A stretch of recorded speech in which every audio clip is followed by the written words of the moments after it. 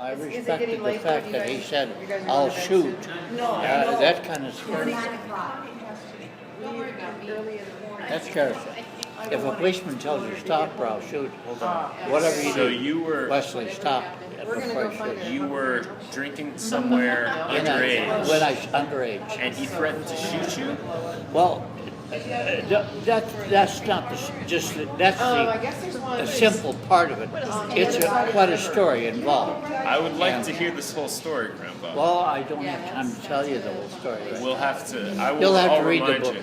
You read the book. I read the book. I don't remember that part. Yeah. Anyway, I was drinking in this place without underage, and he caught me, and he was taking me out the car. He's going to arrest me. And when he goes to open the car with his key, he didn't even handcuff me or anything.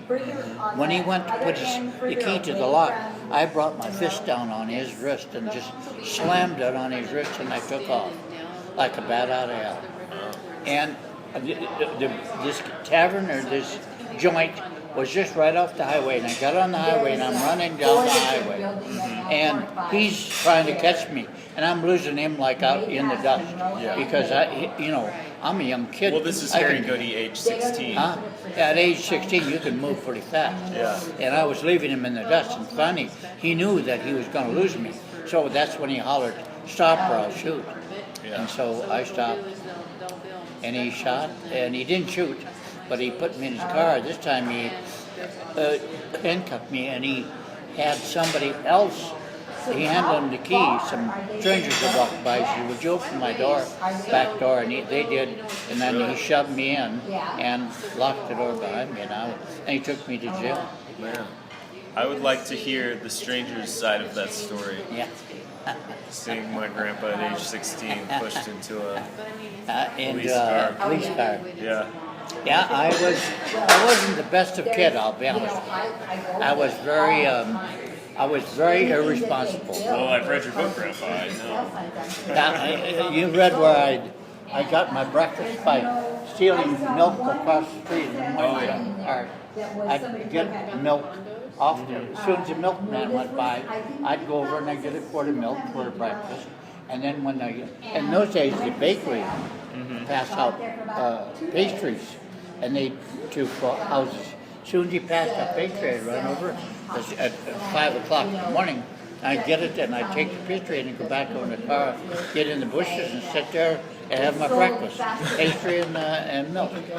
How old were you at that point? I was probably about 15. 15? Okay. Yeah. Okay. 15.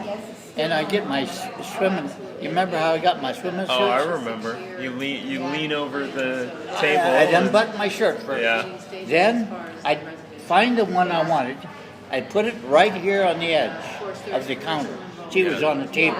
Then I would reach over like I was looking at another suit I was picking up like this, but shoving the suit that I wanted in my shirt.